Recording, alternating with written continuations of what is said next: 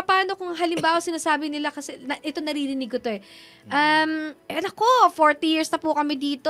Dito na pinanganak yung lolo ko, dito na tumanda ang magulang ko. 60 years na. Oh, paano? Ang problema po kasi po, ang mga lupa ay may klasifikasyon.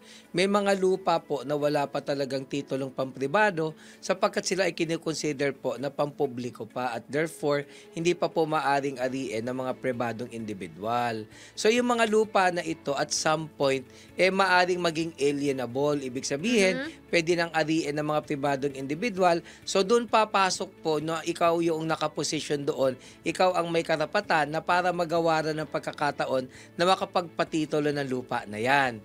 So doon pumapasok yung 40 years na akong nakatira dito, Correct. 50 years na ako. Kung mapansin mo, di ba, minsan binibenta pa yung rights?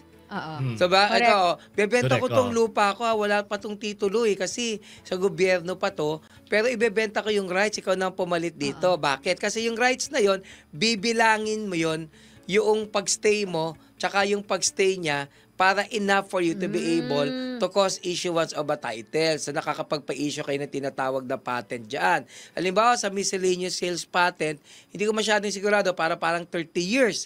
So after 30 years kang nakaposisyon dyan at pwede nang pag-arian ng individual, pwede kang humingi ng Pwede ka na mag-apply para mag-apply. ma-issue ng titulo. Pero yung mga pribadong lupa po na meron ng titulo, 'di ba? Ang tawag diyan ay yung nakikita nating transfer certificates of title. TCT. TCT. Kapag ka may titulo na po yan, kahit po 50 taon na kayong nakatira dyan, kahit na po 70 taon kayong nakatira dyan, hindi nyo pwedeng sabihin magiging inyo yan kasi merong may-ari niyan. So, meron po tayong tinatawag na torrent system. Ayun. Ano yung torrent system? Ngayon, kung hindi nyo alam, expected naman. Siyempre, it's a very technical term. Hindi, kasi linilinaw ko lang. Tama naman, attorney. Oo, so yung torrent system, ibig sabihin, yung titulo is indivisible. Ibig sabihin, halos hindi siya pwedeng kontrahen ng possession.